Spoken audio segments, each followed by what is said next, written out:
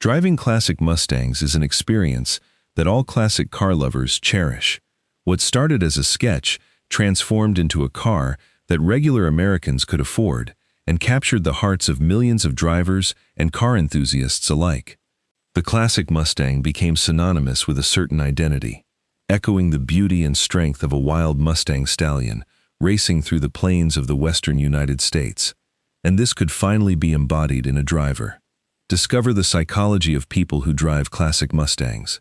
You hear it before you see it. That particular note, not aggressive exactly, but deliberate, like something that has decided how loud it wants to be and isn't asking permission, arrives a few seconds before the car does, and then it pulls in. A 1967 fastback, the roofline sloping clean to the short rear deck, the proportions so correct that people who couldn't tell you the year or the model still look up from what they're doing. The teenager at the pump looks. The woman in the minivan looks. The man who has driven the same German sedan for 11 years and considers himself immune to this kind of thing looks, just for a second, before he remembers he was doing something else. And the driver parks, gets out, and walks inside without appearing to notice any of it, not performing indifference. Actually indifferent, because they have been doing this for long enough that the room stopping is simply what happens, and what the room does stopped being interesting to them a long time ago. That's the first thing to understand about people who drive classic Mustangs. The attention is not the reason. It stopped being the reason before most of the people currently giving them attention were old enough to know what a Mustang was. What replaced it is something quieter and considerably more interesting, and it's what nobody standing in that parking lot thinks to ask about. The assumption people make falls into two categories, and both of them are wrong in the same direction. Either the driver is wealthy enough to own something historically significant and is using it to communicate that wealth in a slightly understated way, or they are attached to a version of the past that they can't quite let go of, and the car is the most visible symptom of that attachment. Both readings put the car in the position of signal, something the driver is using to say something to the people watching. But the people who have driven classic Mustangs for decades have almost uniformly stopped using the car to say anything to anyone. The car is not a message anymore. It is just where they live when they drive. Here's what makes this specific car carry a different psychological weight from any other vehicle in the same era. When Lee Iacocca's team unveiled the Mustang at the 1964 World's Fair, the base price was $2,368. That was not an accident, and it was not a concession. It was the entire point.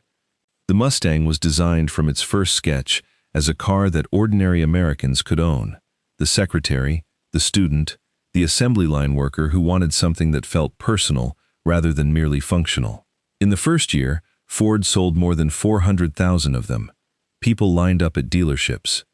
There are documented cases of buyers sleeping in showrooms to hold their place. The car activated something in the American consumer that the market hadn't previously been able to name, and what it activated was the desire for a car that felt like a choice about identity rather than a decision about transportation. That original promise, that performance and beauty didn't require wealth, that a car could be both attainable and genuinely worth wanting, is embedded in the cultural DNA of the classic Mustang in a way that no subsequent model quite replicated. When someone chooses to seek out and maintain a first-generation car, they are aligning with that promise whether they've articulated it or not. The choice says something about what they believe objects should be: built with intention, accessible to people of ordinary means, and worth keeping long past the point where the market has moved on to something newer. Konstantin Sedekidis at the University of Southampton has spent years producing some of the most rigorous research on nostalgia's psychological function, correcting a century of clinical mischaracterization that treated it as pathology. His work found that nostalgia, practiced consciously, not as passive yearning, but as active retrieval of meaningful past experience, increases present-tense feelings of meaning, optimism, and social connectedness. It doesn't pull people backward. It gives them resources to move forward with more of themselves intact. For classic Mustang owners, this mechanism is operating every time they drive. The car doesn't transport them to 1967. It uses 1967 as a resource, a set of values, aesthetics, and emotional associations that makes the present feel more coherent. The car is not the past. It is the thread connecting past to present, and the people who drive them are using that thread to hold their sense of self together across the decades in which everything around them keeps changing. There is a woman named Lorraine, 61 years old, who bought a 1968 Mustang Fastback in 1987 when she was 26 years old. It was a 390 GT, the heavy one, not the nimble small block cars that collectors tend to prefer, but what she could find in her price range at the time. She was working double shifts at a hospital in Nashville and saving money with a discipline that her coworkers found slightly alarming. Her mother told her to buy something sensible. Her boyfriend at the time, who is not in her life anymore, told her it was a waste. She bought it anyway, with cash, from a man in a suburb of Memphis who had let it sit for 3 years and was relieved to find someone who wanted it enough to come collect it in person. She has driven it for 37 years. It is not concours correct. It has been repainted once, in the original color, but not with original materials, and anyone with a gauge and an agenda could find fault with it. It has 194,000 miles on the odometer. She knows every sound it makes, and has known for decades which ones require attention and which ones are simply the car's way of being itself. She has been asked 3 times whether it is her husband's car. The most recent time was 4 years ago at a gas station in Kentucky, from a man old enough to know better. She thought about that question for a long time afterward, not with anger, but with the particular curiosity she has about what people assume when they see her in the car together, and what those assumptions reveal about what they expect the car to mean in someone's life.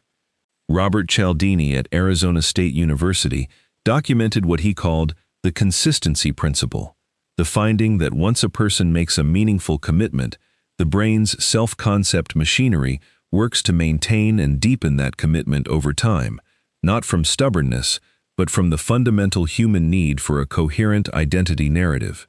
Every year, Lorraine has chosen to keep the Mustang rather than sell it, has reinforced the original commitment, and made the next year's choice easier and more certain. 37 years of that reinforcement doesn't produce attachment in the sentimental sense. It produces identity in the structural sense. The car is not something she has. It is something she is, in the way that any sustained commitment eventually becomes part of the person who made it. Selling it would not be losing a possession. It would be editing a fact about herself that has been true for longer than most of her other facts. What Mihaly Csikszentmihalyi at the University of Chicago identified as the flow state, the condition of complete absorption in a task demanding enough to require full attention but achievable enough to reward sustained engagement, is available in a classic Mustang in a way that modern vehicles systematically remove. A 390 FE engine at highway speed requires something from its driver. The car communicates through the wheel and the pedals and the sounds it makes in ways that a modern vehicle, designed to minimize the felt sense of what the machine is doing, simply doesn't. Lorraine describes long drives in the Mustang as the only extended period in her week when she is not managing anything or anyone. The car asks enough of her that her mind cannot simultaneously run the background processes that constitute the cognitive overhead of daily adult life. The road and the machine between them produce something she has never found a precise word for, but knows immediately by its absence when she gets home and parks it and goes inside. Now, something honest needs to be said, because the classic Mustang world contains 2 populations that occupy the same parking lots and the same car shows, but are having fundamentally different experiences of the same object. The first-generation Mustang has become, in certain configurations, a serious financial instrument. A matching number's 1967 Shelby GT500 is a 6-figure car. A correctly documented 1969 Boss 429 commands prices that would have seemed like satire 20 years ago. And there are people in the classic Mustang world who are there primarily because they understand this, who buy on correctness and sell on appreciation, who keep their cars in climate-controlled storage and bring them out for shows where the judging criteria reward originality over evidence of use. These are not people having a dishonest experience. The financial reality of the market is real, and making intelligent decisions within it is not a character flaw. But the psychological relationship they have with the car is categorically different from Lorraine's, and the difference shows up in specific behavior. The car that is trailered rather than driven, the one that has had fewer miles put on it in 20 years of ownership than Lorraine puts on hers in a single summer. The one whose owner can tell you its auction estimate to within $5,000, but cannot tell you what it smells like on a hot day when the engine has been running for an hour.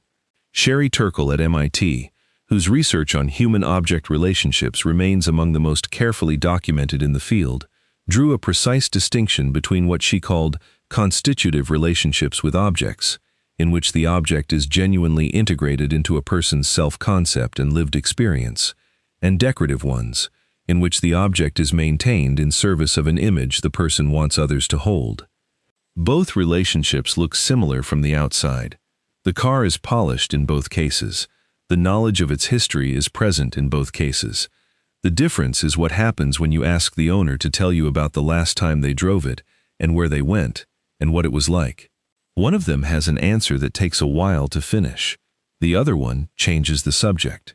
There is a particular convergence that every person who has driven a classic Mustang for a long time knows and almost never tries to explain, because the explanation always sounds smaller than the thing.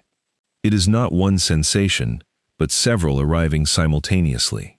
The specific quality of the light through the windshield glass, which is flatter and less filtered than modern automotive glass. The smell of the interior on a warm day, which is leather and old metal, and something that doesn't have a name but is unmistakably itself. The weight of the steering at low speed and the way it lightens as the velocity increases. The exhaust note at cruise, which is not the aggressive sound it makes under acceleration, but something quieter and more sustained, like the car thinking out loud.